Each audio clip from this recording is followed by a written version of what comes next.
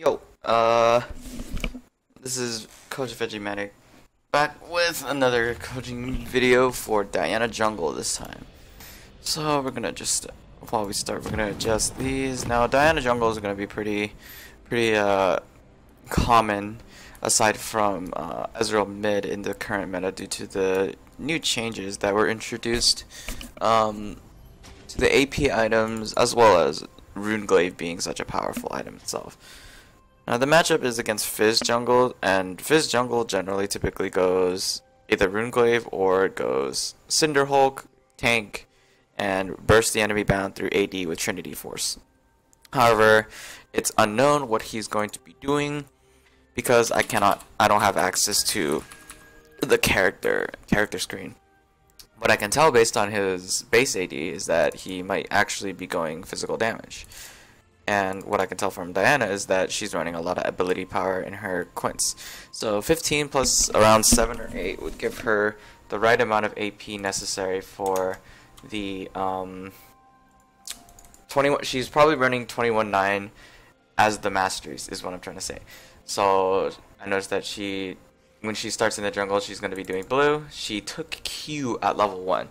Now this is actually going to probably be something different, but when you're taking Q, what you sacrifice is the shield, like, because you're taking a different spell. You'll get both of them at level 2, but taking the shield at level 1 gives you the ability to survive the Gromp damage.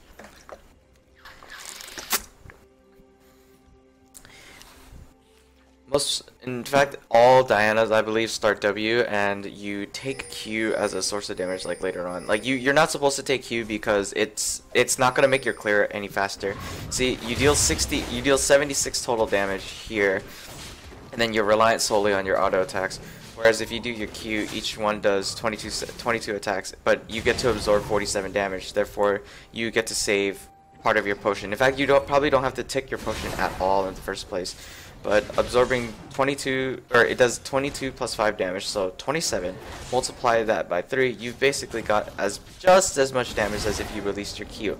However, they're both on the same cooldown, so you're gonna be by the time your Q comes up for your second cast of Q. So you notice how she cast Q, I believe, twice during this blue engage.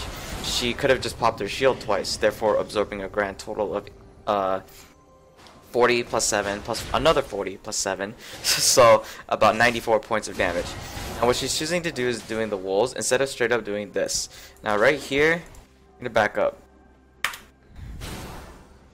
Here's what you want to do as a jungler at this particular stage. You want to take a look at your top lane, your mid lane, and your bot lane. Now, what resources do you have if you were to hit level 3? Well, you've got a pull and you've got a slow because you've got red buff. If you've actually gonna do red buff, picking your route now at this particular point can change how you impact the game as a jungler. So you start Gromp, then you do blue. That's generally the natural thing, because usually you don't do Gromp and then go down to gank bot unless you're looking for cheese and you have a reliable form of CC. But if you start shield and then you get Q, you want to get E because you have no solid form of soft or hard CC to pressure a lane. So 1, 2, and then you're gonna have to get a camp or a buff. It's the correct thing to do, because if you gank, let's say you start Q, then you get E immediately. It means you have no shield, so if you come down and you're kind of low from finishing the jungle, because you've already popped both pots immediately, when you actually could have just saved one pot. If you get Q, this is all in hindsight, but if you start Q, then you get E, and you wanted to gank bot right away, this would mean that you'd have to tell bot that, hey, I'm ganking after 2, yet you'd have to ping in preparation so they don't do anything stupid and trade pathetically to make themselves under so much pressure that when you do come down and gank bottom, they cannot respond. Because if they cannot respond, you're fighting a 1v2 situation, and if their jungler is crazy enough to cheese, they'll do a 1v3. It'll be a 1v3. You also don't know if the jungler is actually going to do cheese or not. But you have to consider how low they would get during their jungle clears. Well, Fizz doesn't typically take E, so he might get pretty low. Plus, he also doesn't have armor, so you're gonna assume that they get kind of low. You have a shield, so you don't usually get low because you're absorbing so much damage with your shield that you technically save HP, because a shield is like free HP. It's like a free heal.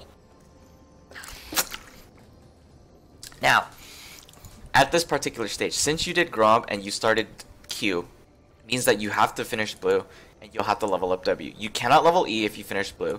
Or you cannot level E after you finish the Gromp because, well, first of all, you might be low on mana because you might be low on mana because you've been casting a lot of Qs, but also because her base mana isn't typically very high. It's only like, look at this, like it's 300. It's not that much, but you have to do these two, and then you have to go to do either a camp or a buff. But why would you do a camp, and why would you do a buff? Or when would you do a camp over doing a buff? Well, let's take a look at mid lane. By the time I finish the camp, how will the lane play out? Let's look at top lane. By the time I finish a buff, how will the lane play out? Well, you're gonna have to factor in statistics as you jungle. Like, aside from focusing on your actual clear, because like during this time you can look at how lanes are gonna be played out. Look at Olaf. How strong is he? Well, he's not level 1, but what can I do? What can I do when he's level? What can he do when he's level 3? He has slow, true damage, and attack speed. What does Malphite do when he's level 3? He has an attack speed slow, armor buff if he takes it, and a slow. So a soft form of CC plus a soft form of CC. Well, 2 soft form of CCs and me just being there, making it a 2v1, guarantee that I'm gonna burn one of his summoners. Or if I don't burn his summoners, I'm gonna force him to chuck all of his potions. Okay, that's great. Let's take a look at mid lane. What can mid lane do at 3 or 4? Well, he's got a stun, and they have to stay in it for a certain amount of time. He's got some damage, and he's got more damage. What can she do? She's got a shield. She's got a summoner spell in theory.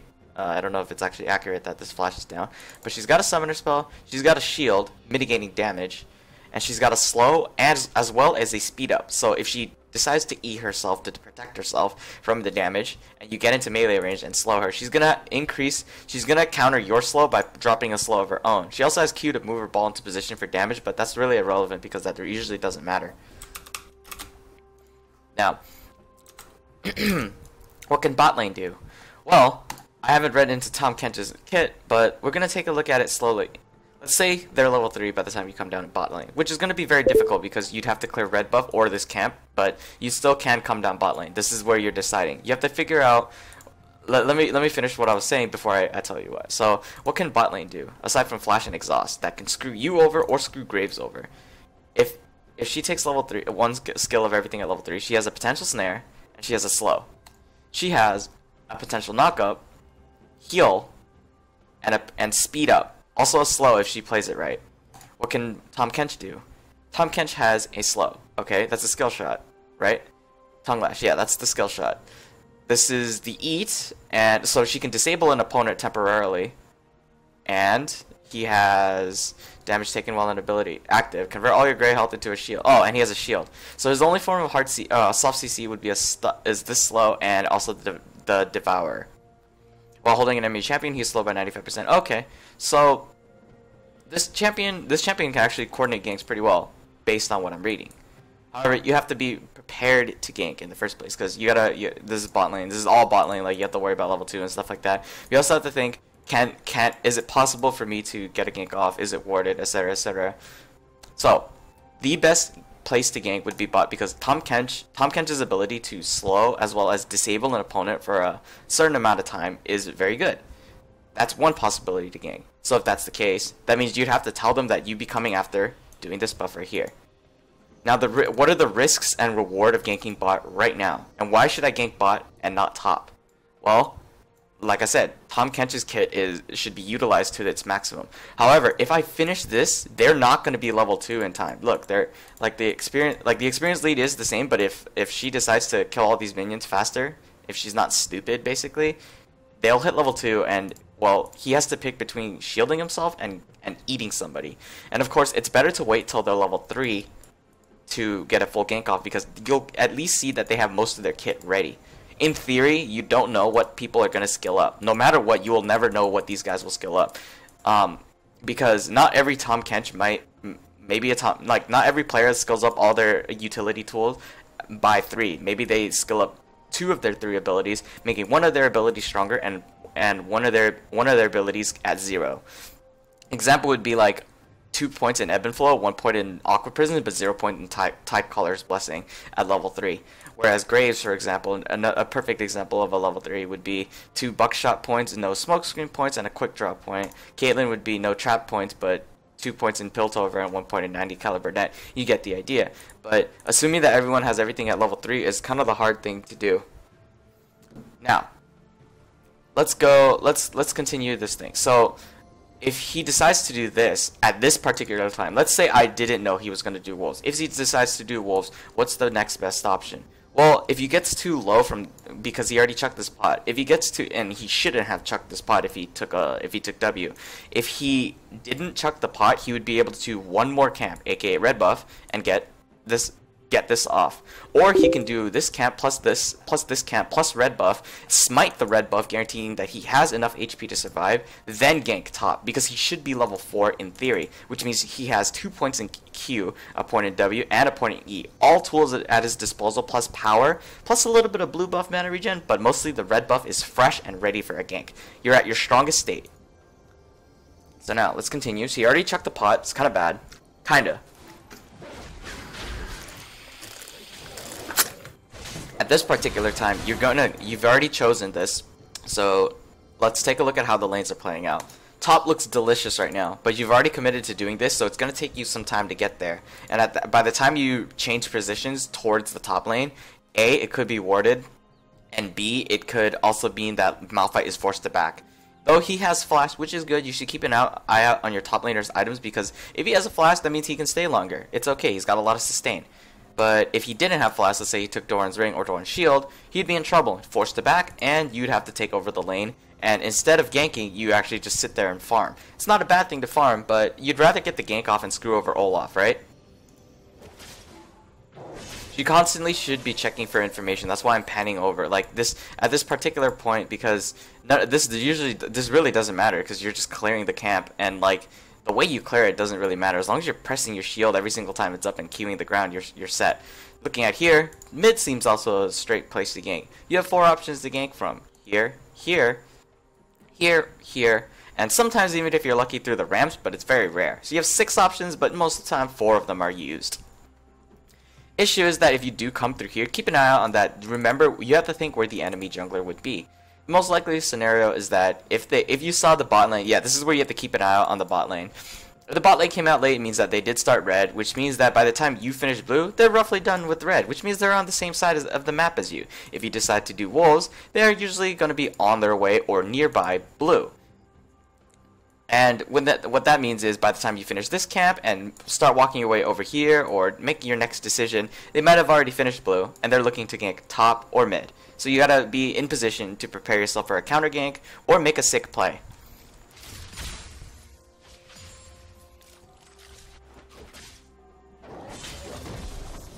Okay, now she's 3, which is correct, and I think she's going to decide to do the Scuttle Crab. A lot of people decide to do the Scuttle Crab nowadays because the Scuttle Crab, you know, it's early vision, it's very helpful. Now this is where it's going to get a little rough. Immediately she should not just back up. No.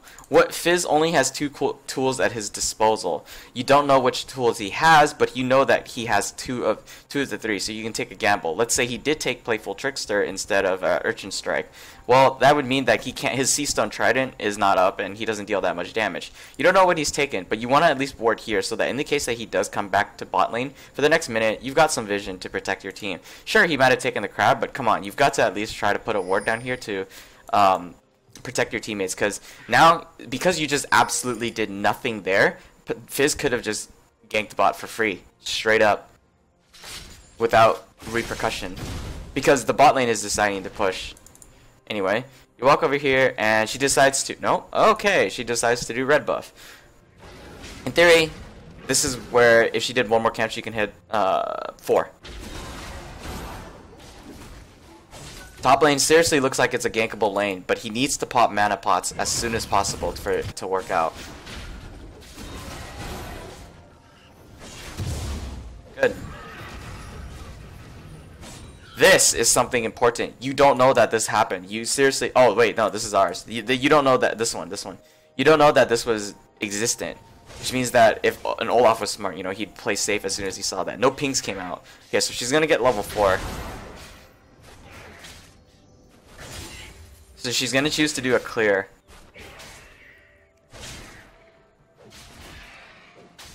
Top lane no longer is a gankable option. Mid lane is no longer a gankable option. Bot lane is too far. So the best option would be to back right away. Or no, not back right away. No, sorry. Place a ward here. Guarantees vision on the Scuttle Crab. And then back. Okay, she's going to do another clear.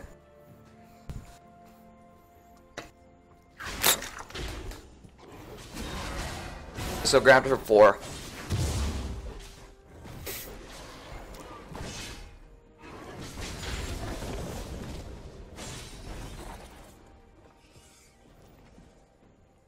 Okay, so she placed the ward here in the hopes that someone would invade. But here's the thing.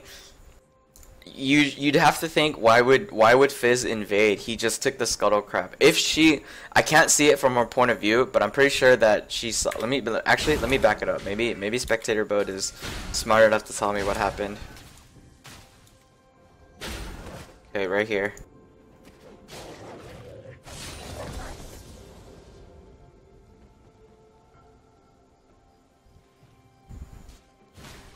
Okay, I'm gonna freeze it right here and put vision onto red side.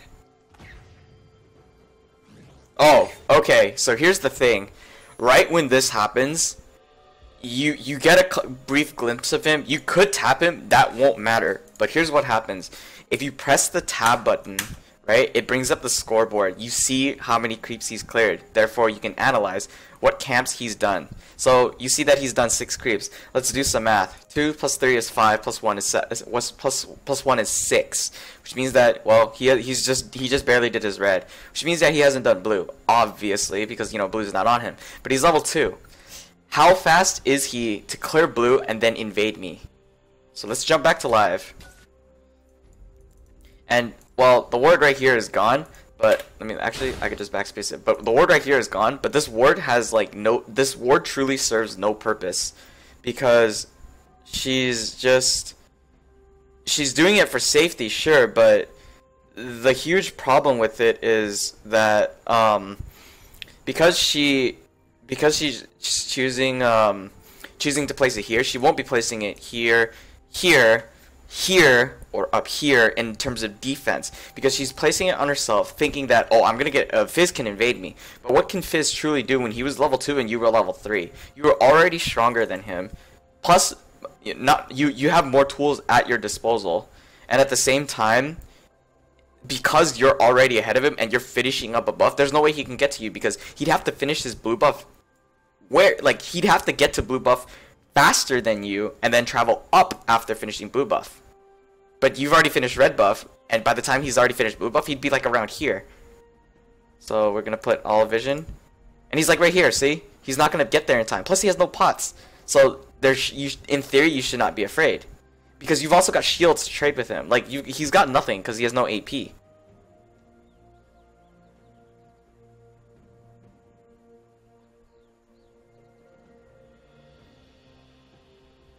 Alright, let's continue.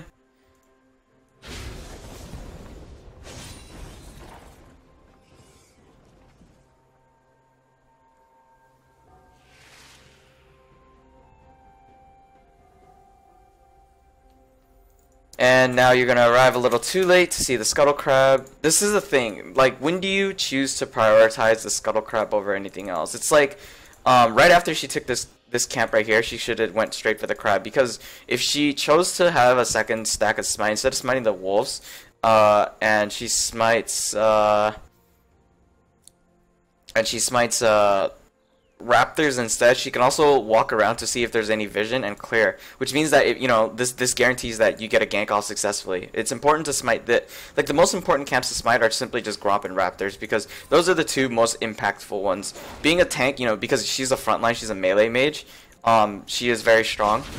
Okay, so when she attacks or she is attacked, she generates poison damage. I think that's what it does. And Raptor camps guarantee that your gank is successful because you're denying vision. At the same time, you realize that you are spotted. Anyway, she made a mistake here in her skill order. You really need a point in E as soon as possible. Like, sure, there were no opportunities to gank, but like, you still should have every tool of your kit in the case that a skirmish goes on. Because at this point, you're just clearing, and you're also clearing really slowly and ineffectively too. The reason why this is so ineffective is because, like, at this point, a player would normally have backed and purchased their jungle items so they can just clear quicker. Stronger smites, better smites, aka Runeglaive, or not Runeglaive, blah. The Ranger's Trailblazer, the purple one, increase your clear time, which means that if you're clearing faster, you're gaining faster experience.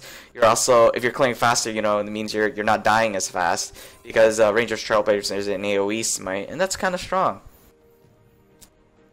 Plat seems like the most. This is a problem. Him doing nothing right there for a lot. He's still not doing anything. This is really bad. So the thing with junglers is that time is money, and farm is very hard to get on a jungler. The more time he wastes doing nothing and just bouncing back and forth, the more money he's losing as a jungler, and that is bad because when you're falling, like, that is a signal that you have nothing to do, and you are single-handedly screwing yourself over by just you're wasting your own time basically.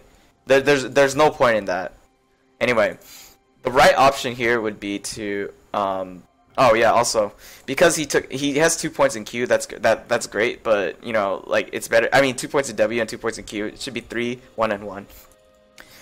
Okay, so here's the problem. This guy wants to clear straight to 6, but that's not going to be great because, first of all, he's out of mana, so if he recalled, he would get mana. Also know that if you get Ranger's Trailblazer, if I'm correct, which I will check right now to make sure that I'm not going crazy, Ranger's Trailblazer, while she's clearing, what the hell? Alright.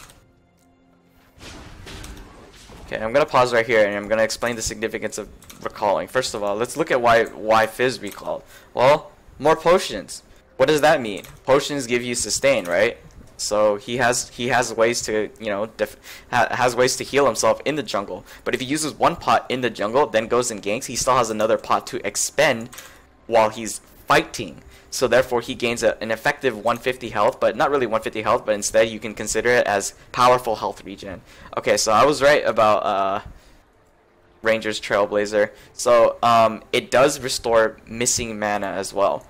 And why is missing mana significant? Well, 15% of your missing mana. Let's say she's in this situation right now. So she 420 blaze it. So she has 350 mana missing. 10% of that is 35. Half of 35 is about, say, 17ish. So she gets 35 plus 17. She gets 35 plus 17. She gets 40 or 50 mana roughly, right? So 40 or 50 mana roughly. How much? What does that give her? Well, she gets another cast of shield. She can do it now, but she gets another cast of shield. Because if she uses it now, she'll have no mana. But she would get theoretically another cast of shield and another cast in Crescent Strike, and still have some mana left over, about 25. But you get the idea. That's but also Ranger's Trailblazer restores health, so she can live in the jungle longer.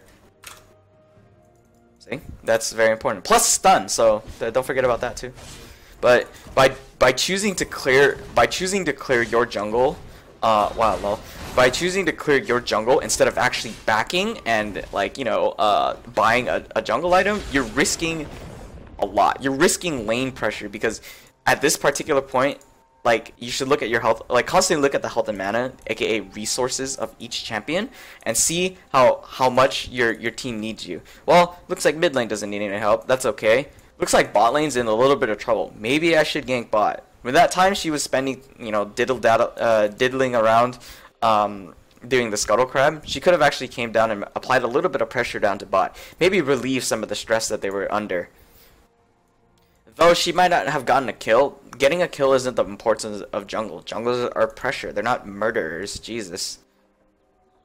Now, she has two options. Right here, the best option would be to back and start Gromp again. Because now you should be looking at your... Oh, damn, I don't even have buff timers. But around this time, your buffs are going to respawn. And you should probably be thinking about giving your blue buff right to Victor, who is completely manaless at this point.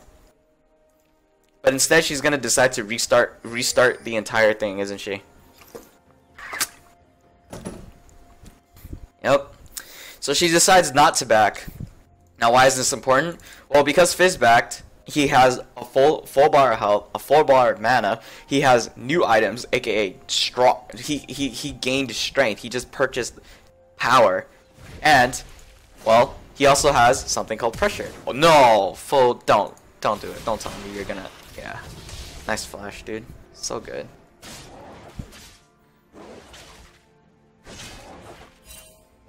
I were to say something, basically, Diana has exerted zero pressure. Like, she hasn't done anything at all that has, like, you know, contributed to the team. Like, though, okay, so that's a little too much. But here, let me say some stuff. She canceled the recall. That's really bad. But Fizz alone just burned a summoner. Like, he didn't get a kill, but he burned a summoner. Sure, he's down on farm and stuff, and he's not level 6 like Diana, who's been purely farming, but he's healthy and he's ganking. He's applying pressure. He showed up once.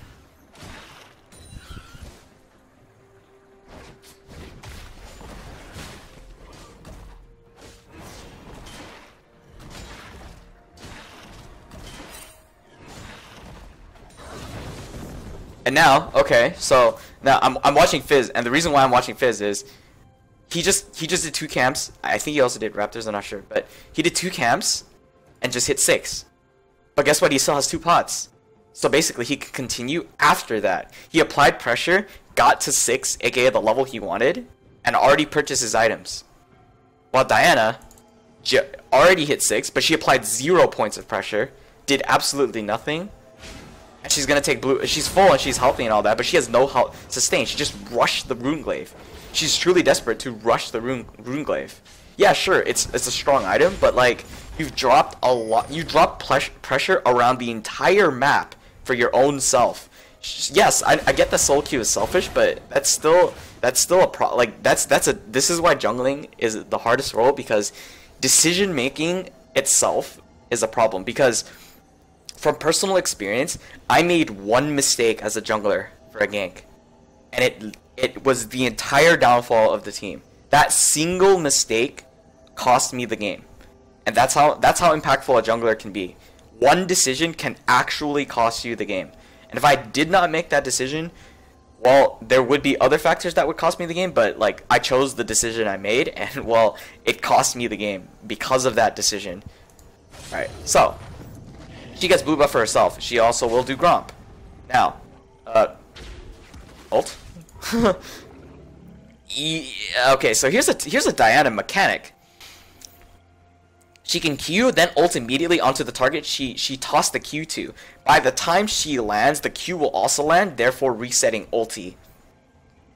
It's a mechanic, and it works. It means that she doesn't burn her ult. One, she has blue buff, but the cooldown resets, so it's free damage.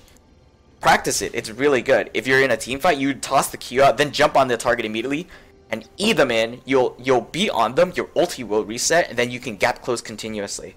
It's like an Irelia dash basically, as long as that Q does connect with the target that you ulti. But now, like I said, when I said pressure, Fizz's jungle decision making is correct. So far, from what I told, he just burned summoners. But here's the important thing: you have to keep an eye out on lane summoners too. So let's see how this fight actually happens. So an exhaust goes down on Caitlyn. Well, you have to tell your jungler what summoner spells, or you should tell your team what summoner spells you have utilized as a resource. Like, hey, I've already used my exhaust, it'll be up this time, and my flash is down. Next time if you come in gank during that period, I might not have that opportunity to do things. Bop! Okay.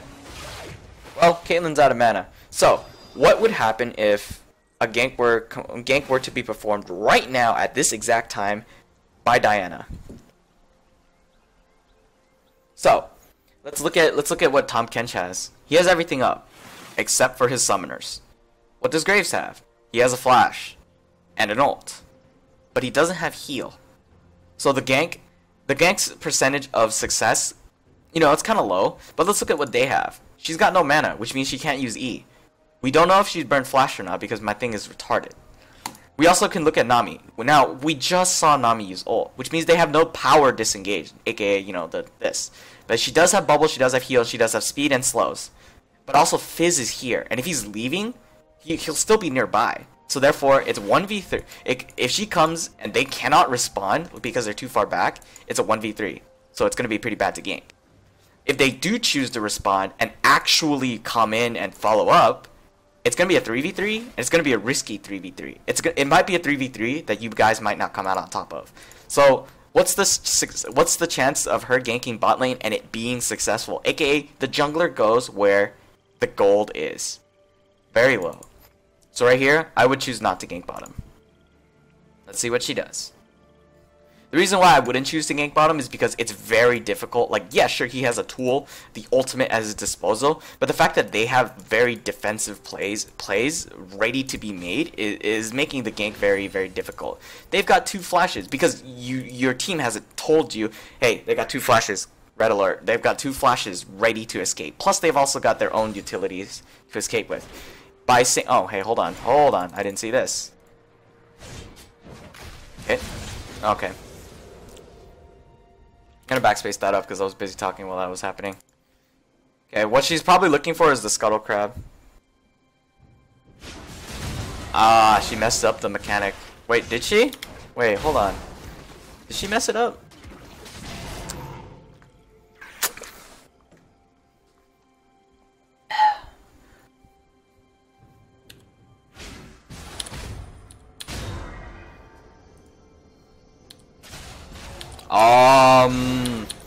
That's okay, that's fairly interesting. Ah, Fizz Flash. She doesn't know that. Okay. Okay, I guess that was a fine play on her part. She was looking for crab. It still doesn't mean that it still doesn't like really do too much. I mean, like I can't say that was a bad call, but like what she was doing was she's actually looking for crab. She's still filling out her own ulterior motives. But for some reason the Q still reset the ulti, which I'm kind of confused on how that worked.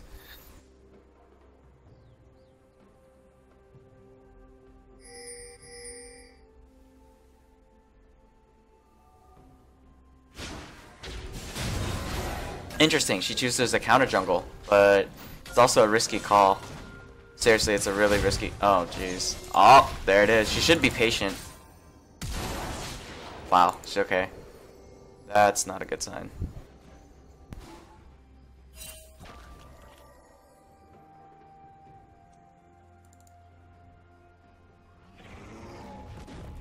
Why did Olaf just stop and be an idiot for a moment?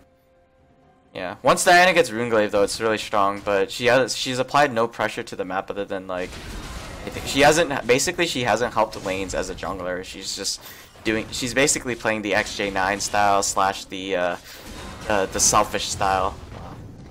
She's only helping herself, and if it benefits her, then it doesn't matter because it's all about it's basically a selfish way of playing the jungle that it is good because it works. It's so bad, but it's good. That's basically how it is right now. She's helping herself so much that it's actually helping the team. So it's kind of like an asshole way to. It's not an asshole. It's more of a toxic way of playing the jungle because you're not assisting your team at all. But I guess it's working out. So I can't really say much about it. I would personally not like this kind of jungler. It means that if a lane is losing the lane 2v2 on their own, even when their jungler shows up, so making it a 2v3 or a 3v/3v2, the player is at fault for not. The player actually is at fault for not counter ganking and being at the right place at the right time. All of this is just really convenient for this player. Oh, he's going Devour. Okay, so knowing that around this time, Nami ult's probably up. Nami ult may be up, but their flashes may be up. But Tahm Kench, you know that 5 minutes ago, it hasn't been 5 minutes since Tahm Kench's flash. So in this position, you can gank, but you're not sure if it's going to be successful because of the position there, and the wave just changed to a shoving position. Oh my god. Really good play by Nami right there. Alright, watch her. Really? Okay, never mind. I thought she was going to walk around and do that again. That's not the right thing to do. Also, starting the dragon isn't the right thing to do either. No, she should have just head straight into her jungle, actually. Reason why is because, I mean, if all these players are up and you just start the dragon willy-nilly, I mean, there's a chance that it could be warded. You don't know if it's warded or not. You also don't know if they're gonna walk up and ward to it or not. It's a really risky play. Vi's are able to do it because that early you don't. It's kind of hard to expect, but you also don't ward that early onto the dragon because everybody fears. If a Vi were to gank, they would gank a lane and just not solo farm and power farm and do the dragon.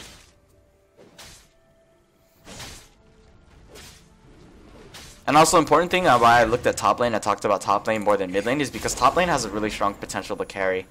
Not because it's okay, not because like Malphite is doing well, but also because Malphite's kit enables Diana to synergize really well. So if she just prioritized ganking top lane early instead of focusing on herself and force rushing Moonglaive, she would actually have a lot more pressure in the game. Because if Malphite's dominating the lane more than he already is right now at this particular time, this would mean that Malphite can start making teleport plays and forcing tower dives. Because Malphite, because if Malphite had more gold in him, he would be able to get more armor early to be able to tank the turret, to be able to get a successful dive. A double knockup along with the burst from Tahm Kench Graves and stuff like that would guarantee either kills or a lot of summoners being burned. A lot. We're talking like fucking all 4 summoners activated at the same time, plus gap closers. You can also interrupt gap closers, etc., etc. Whoa. Constantly watch your lanes as you're walking to a camp too. The reason why is because you could have caught that they burn stuff like that. Oh, a heal is down. Maybe in the next 3 minutes, next 3 or 4 minutes, I have a window of opportunity that I shall take.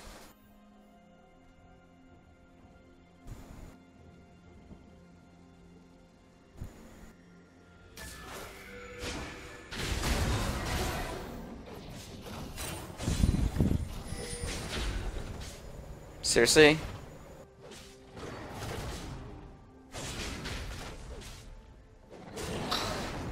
This is really frustrating. Just taking blue every single time. Like seriously, oh my god, really? Wow.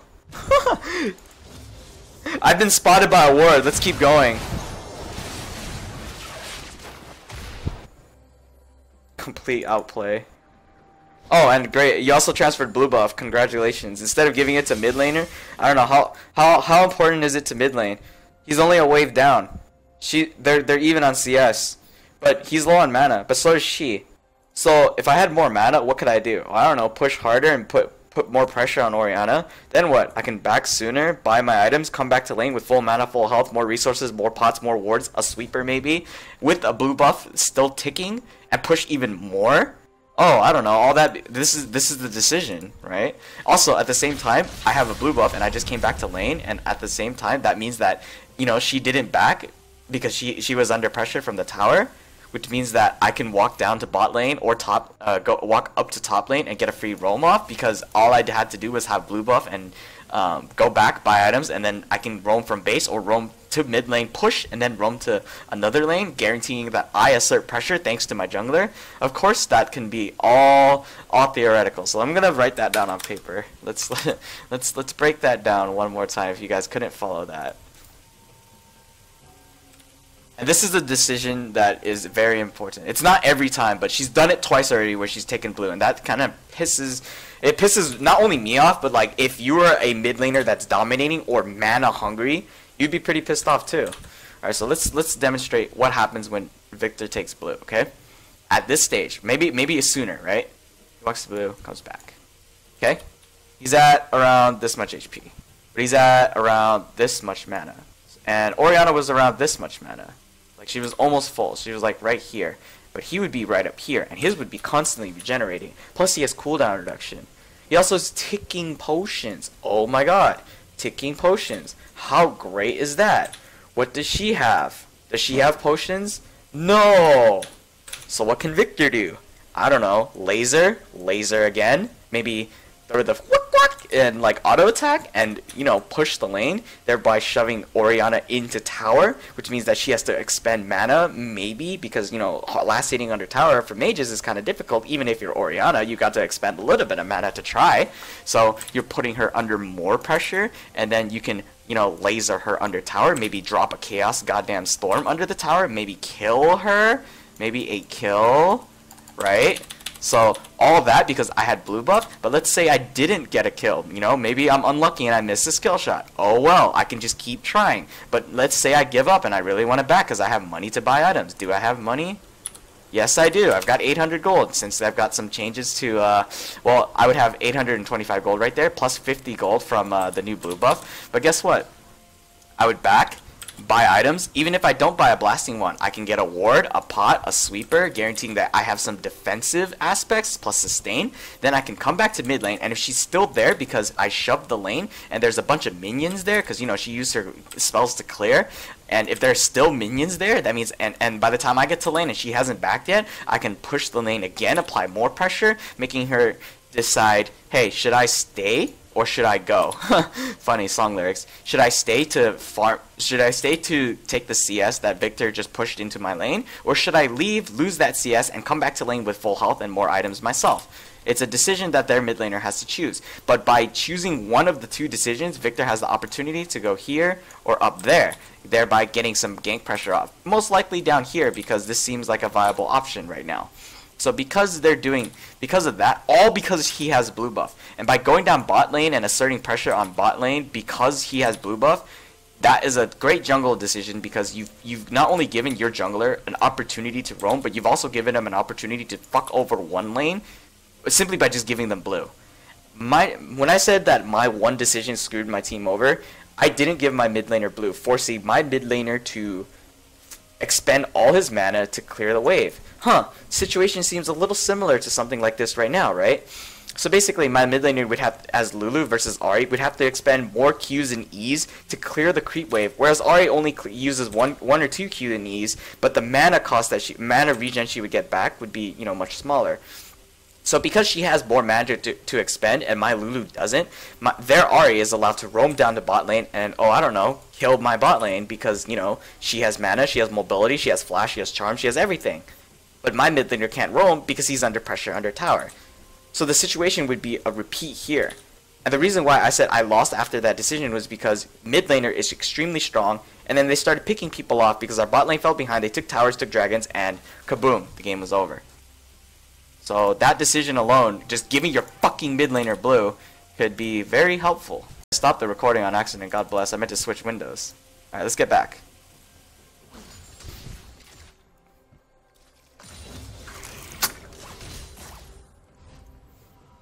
Right here, if he had blue buff, this is asserting pressure. He would have had to queue up and lasered again.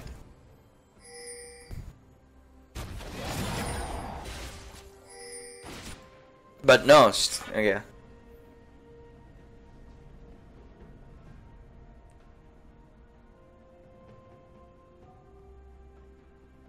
Let's see what she does now.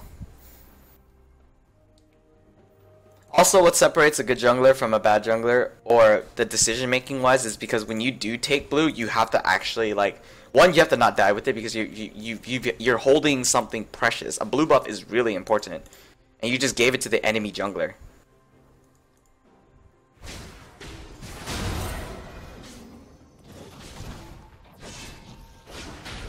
She's still, like, really committed to doing this kind of stuff, isn't she?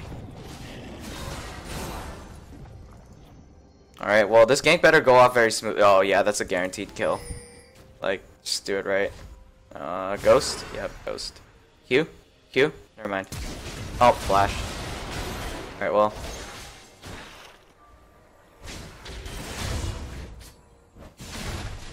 Good. Again, it's a really selfish way of doing things, but she did what she did to, you know, desperately get the, oh, this is a kill for Malphite. Oh, Malphite has no mana. There's nothing he can do. Well, Fizz has no stats. Challenging smite, yeah? Oh, nice.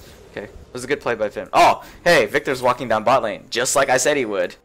He's supposed to, but if he had blue buff, this would be a million times better. Well, I don't know, maybe he, well, if he didn't get their blue buff, what about this blue buff? Well, I don't know, Diana didn't give it to him, so adds on to her selfishness, I guess. Let's see how this played off. Let's just, in theory, say he had blue. Let's see how this would have played out.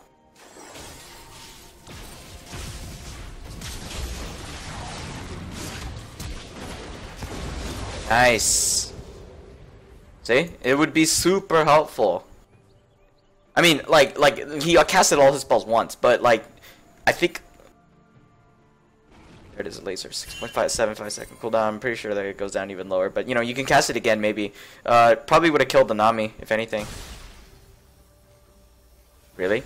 Really? Well, I mean, the Victor's positioning was just... He should have just walked safely in the mid lane. Alright, back to the farming. Right now, he should gank top. You just burned Olaf's ghost. Should probably gank again. But instead, you decide to do buffs, of course. You decide to do buffs. The team members are gonna win because, the players are going to win because of the, okay. The red side will likely win because the solo lanes are performing the laners are performing very well on their own. But this Victor is going to be a deciding factor. Why would she get that ward when she knew that two people were right there? That is not okay. So here's the thing. I've talked about this before, but placing a ward close to your side means that the opponent has to commit more towards the enemy territory in order to clear that ward. So it's unsafe. You know, see, if, you know, just demonstrated right there, Diana had to walk closer to their side where Orianna was, and Olaf was just, let's back up just to prove it, right here. She places the ward safely. If Olaf wants it, he's gonna have to commit all the fucking way over here to attack it. But Diana wants this ward. So look how close she is to enemy territory. She's sandwiched. All he has to do is just turn around, group right here, and this guy just has to go straight in to get that ward. This is her one. It's a great ward placement by them. It's a typical ward placement, but this is why. But people don't know why it's so typically important. Like it's normal. You're supposed to place it here because no matter where you place it, the whole bush is warded. Like regardless of what you do, the whole bush is warded. Like if you place it in the middle, the entire bush gets seen. If you place it down into this edge, the entire bush is seen. So no matter where you place it, you're gonna see the whole bush. So if you place it here, closer to enemy territory, it's good because not only do you see the entire bush, but it's in a safe position in which this guy has to commit all the way over here just to get it. It's dangerous for them, and this example is the perfect example of why it is dangerous. So let's play it out. It is likely that she dies, and if she doesn't die, congratulations. Her only method of escape is to QR here, and then if she has flash, no she doesn't show. Her QR and just shielding herself would be likely the best. Wow, wow, how do you... okay. She didn't even do anything. Oh my god.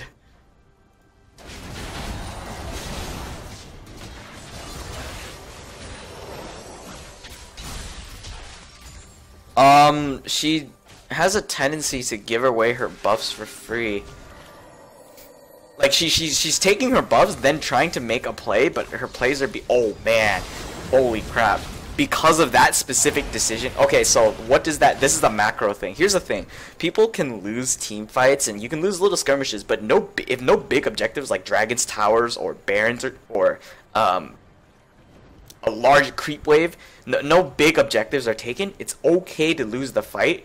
If it's okay to go 3 for 3 as long as no objectives are taken. It's okay to go sacrifice 3 for 2 if no objectives are taken afterwards. It's okay to lose 4 for 2 and get 3 extremely low if no objectives are taken. You get it? So since this is the case, it's not okay to die for this ward, which is placed in their correct decision. Basically, she should not have been there because one, you just saw Olaf and Orianna destroy Victor. So just warding over here and walking safely towards and pinging like, hey, we probably should group at this side right now. It's probably the safest thing to do. Let me start warding here and here. She's already placed a ward. She doesn't purchase wards. As selfish as she is, she should at least... No, wait, no. Being selfish means that you generally don't place wards, so... She's not playing her. She bought 4 potions instead of actually buying 2 potions and a ward, which is the typical buy on a jungler back. So because of her death, this is a guaranteed dragon. What the fuck? And you just gave them a 6%. You gave the entire enemy team a 6% damage bonus because you were playing based on your own selfish desires. To kill a ward for 30 gold. You sacrificed, you know, you risked 30 gold for 6% damage to an entire enemy team that was already slightly behind.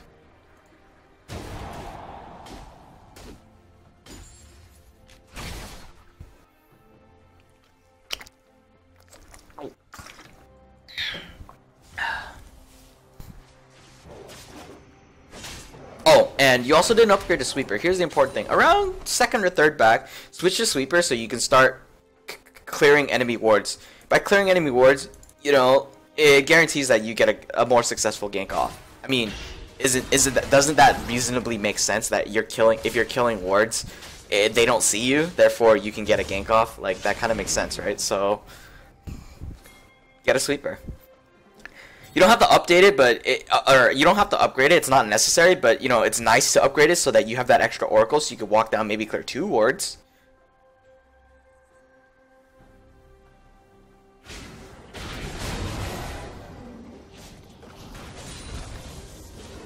Victor can make it to this blue buff in time if she just shield. Nope. That's 3 blue buffs get taken by the jungler, and on red side, and 1 blue buff taken on the blue, or 2 blue buffs taken on the blue side. Grand total 5 entire blue buffs taken, and none of them were given. Okay, this is a red buff. Yeah, Diana doesn't need it. That's fine. It's the first buff she's actually given away. 5 blue buffs. All of them were either given to and all of them were given to an enemy so far. No, 4 of them were given to an enemy so far. This 5th one is probably gonna go away at some point, one way or another. Now, while all this action is, I mean, yeah, nothing wrong with that. Move, nigga. Up. Don't dive. Don't dive. Okay, good. Okay, good. Good. You smite the raptors. That's exactly what you need to do. Because now you're denying vision. That's how important. Yeah, that is the correct play. Oh god. Yeah, that's a dive. She's dead, guaranteed. Yep. That does nothing. She's fine. Just continue siege. Why would she shield? Oh right, the Runeglaive shit procs. It counts as a sheen. Makes sense. Forgot about that. Like, she doesn't need to shield. She could have just casted another spell, to be honest. Yeah, the Crescent Strike would have been fine. Does this blue buff go to anyone?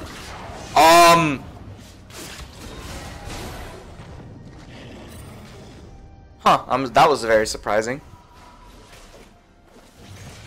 No, the blue buff doesn't go to anyone. And so Luden's Echo is fine. Nashor's Tooth is also fine. She needs to get her tier 2. Yeah, they're okay. Okay, she's not going Nashor's Tooth tier 2. Oh, okay, she had a lot of gold. Right, those 2 kills really helped. Oh, and the tower. Don't forget about that. Kills lead to objectives, and the whole point of this is to secure objectives. So by ganking mid right there, she made the right by not ganking mid, but by skirmishing mid lane and getting those 2 kills, then the Nami, that guaranteed that they took the objective. That is the correct play.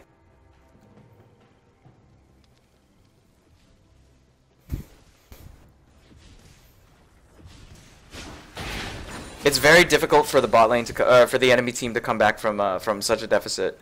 They're 20% down on gold, and that is very, very demoralizing to see. To hear 20% is a lot. 6,000 gold, 6 to 7,000 gold difference is actually pretty huge. Their bot lane is so far ahead that it's really difficult to come back because of the amount of burst that they present to the blue team. What?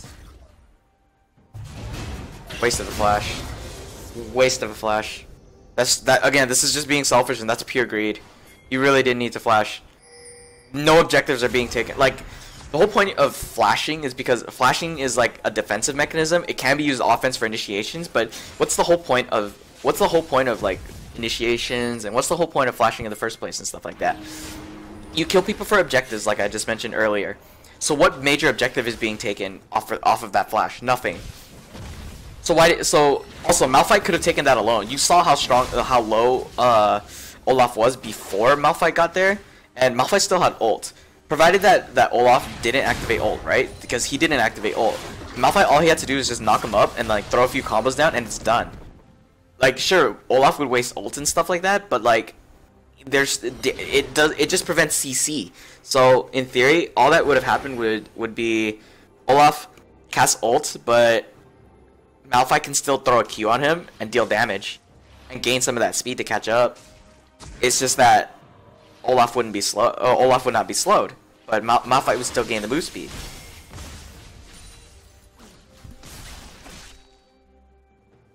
In the end, okay, yeah, he gets the objective, but he can get it alone. He didn't need Diana's help.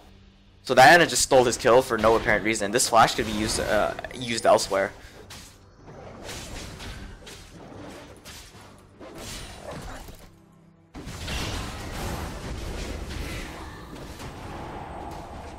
Example, defensively right now.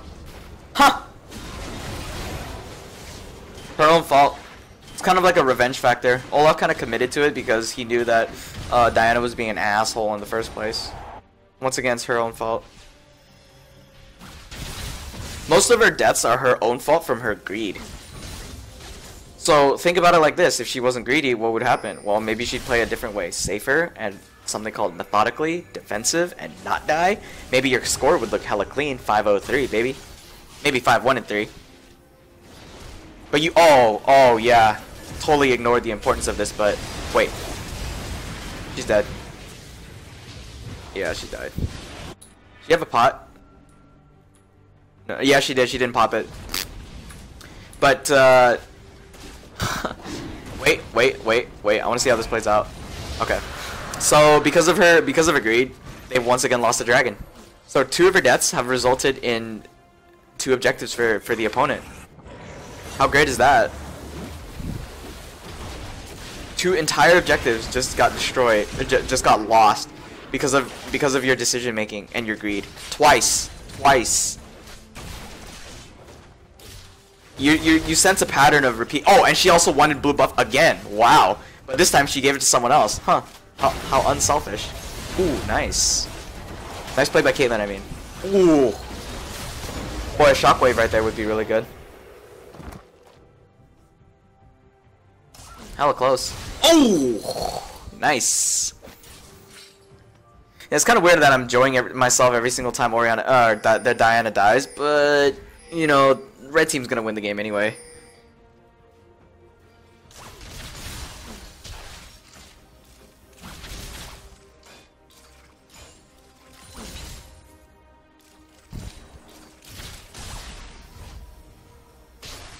Now, why am I so angry at Diana? It's because selfish jungling is not the way to jungle. Jungling is a team thing. The only time you're doing, like, a little bit of selfishness is Devourer. Now, had I been coaching Fizz, it would be kind of a different story, but you can also be selfless while you're doing Devourer, because now kills contribute to the stacks. But when you're not only Diana, a huge, like, there's people ban Diana. Like, people do ban Diana. You don't have to ban Diana, but I've seen Diana being banned a lot. And the reason why people ban her is because she's so strong. She has such presence with Runeglaive. She doesn't even have to jungle to get the Runeglaive pressure. She's just strong overall. But this player is simply just not applying. Basically, you're not maximizing the kit of the champion, which shows lack of game knowledge and lack of champion knowledge, which is huge.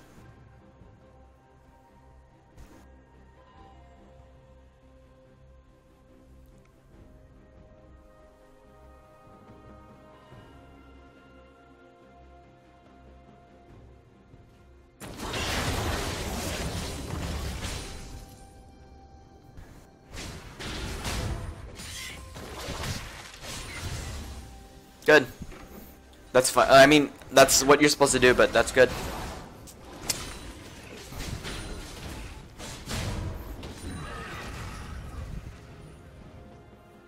Don't go for it. Oh my gosh. Heh. Interesting play. Now she's lost her ward vision raptor buff. Not the best idea to split push at this time. But you really don't have a choice because you're already there. But as soon as you clear this, you should leave immediately and go up. Malphite's there though, so they don't have to worry. Oh, that's a guaranteed kill. Holy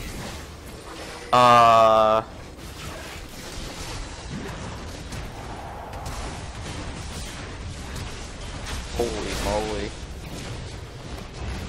Holy mo! Ah, there it is. Lol. Lol. Yeah, Malphite is hugely impactful in this game. Late exhaust by Nami. So bad. Good job. She's out of mana. They didn't. Yeah, it's fine in the end. Like literally fine in the end. This is a macro thing, but in the end of the team fight, that's fine. It can't end right now. Just push the wave and back immediately. In fact, they should have backed immediately as soon as they finished the turret or inhibitor. Gives them more. Give them a bigger window of opportunity to recall. Safely. This is kind of like a risky recall, but you know they don't have home guards because if you actually press tab and see if they have home guards or not. Why'd she buy blue elixir? Just buy items. You're not sieging Baron yet. In theory, you should just be sieging another tower. Probably top lane would be best to push. Baron isn't necessary. Well, Baron just guarantees that you just push mid faster, but instead you need to apply pressure to 2 lanes. Because you wanna starve them. Because by pushing bot lane right here for them, they're gonna, you know, this wave is gonna build up, so somebody has to answer to it. Otherwise, split push. And the only person that gets split push on their team is Olaf, who has teleport threat. So Olaf could have just been down bot and shoving the piss out of bot lane, thereby forcing a player to respond. Most likely Malphite. Wow, denied, but still destroyed. Caitlyn can't do anything. Bad positioning on Olaf's part. No reason he should have been there. Is this the end of the game? This should be the end of the game. Like, at some point. What the hell? Why just siege mid? You guys have so much pressure. You've killed 2 people. Okay, fine. Do Baron. Just know that this person's low. Tom Kenshin, you can't gank or defend. Okay, now you guys got it. Now here's the thing. Mages, I haven't talked about this, but mages should be zoning, and the jungler should always be inside. So mages expend too much resources of their mana, and since this fucking idiot doesn't give Victor blue, it means that he would be burning a lot of his spells and mana and cooldowns just to damage the Baron. So instead, he can use that to zone people out, which would be the most optimal play. So if Victor stands right here and just drops a gravity field, what the hell is blue side gonna do? How in the world, in any universe, would they think, hey, let's run through the gravity field because that's a great idea? So they're zoned just simply because he's standing there, and he's ready to drop that gravity field. That's a mage job.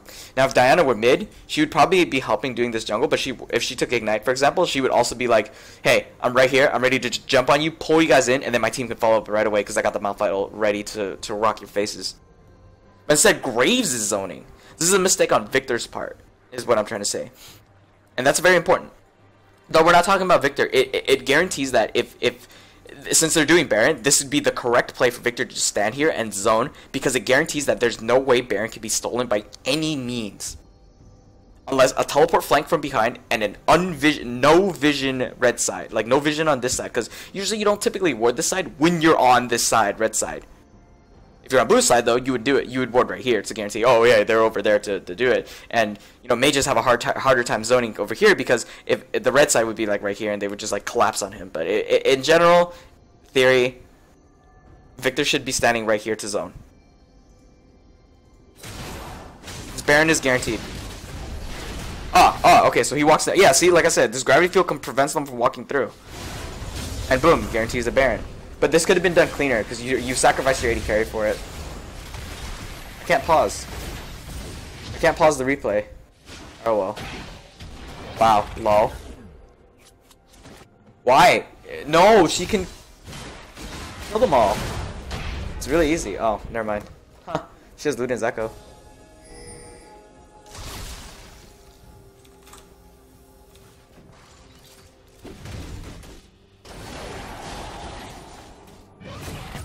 Ooh. Okay, so now that purple team has Baron, only 2 people. Oh, no, only one person has it. Malphite. Wow, everyone else died. No. Well, she's dead. Rip. Nice. Wow, so good. Ooh.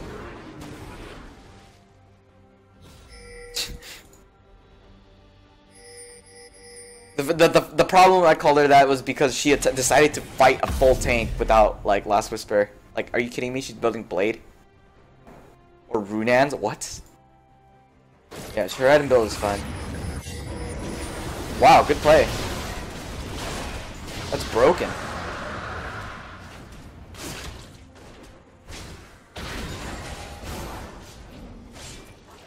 Yeah, I can't pause the replay.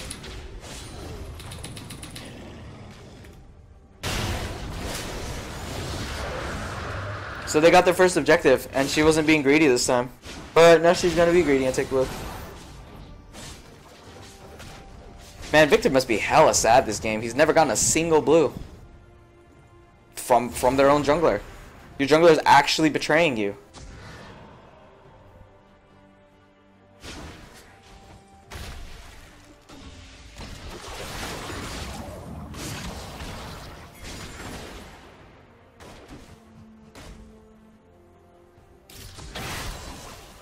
Good play by Diana.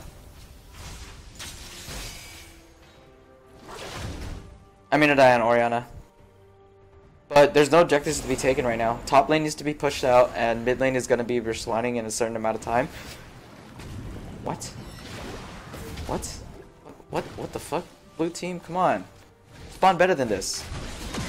Holy mackerel. That fizz, dude. He's dead. Wow, really?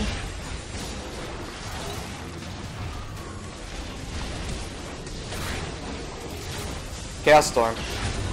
Chaos Storm. Come on.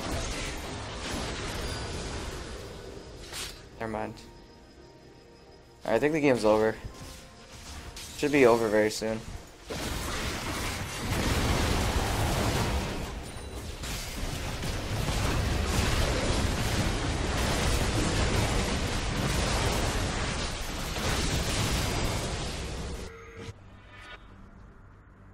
At this point, they're so far ahead that anything they do doesn't matter because they're too far ahead for the enemy team to come back. However, at this point, they should have surrendered because they knew that they were this far ahead. But think about the late game scaling and stuff like that, you know? At least it's really demoralizing to see, but Diana at this point doesn't really care. Zonia's Hourglass. Ryan builds like generally the correct build. She doesn't have like Rylai's or Abyssal, but that usually doesn't matter. Depends on the enemy team, of course. They got a lot of armor and a lot of shit that can like fuck you over, like Fizz and this and that, and Olaf like true damage and stuff, and the Nami ult. So kind of avoiding that is really the right option. Double kill? No? Never mind. Well, it doesn't matter. Alright, game should be over in like 20 seconds. Do they FF or do I have to watch the entire story? Okay, yeah. This is called the final stand on blue side's part. Blue side played to the best of their abilities.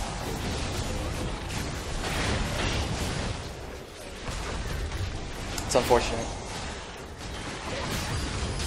Diana, that was never present in the early game or the mid game and was selfish as hell and gave them multiple objectives based on her greediness, won the game. Very interesting. You can follow me on Facebook at LOLVeggie. You can also follow me on Twitter at LOLVeggie for more updates. This is Daniel Vegemedic 10, and I am passing off this coaching lesson. Thanks for watching, and I'll see you guys next time.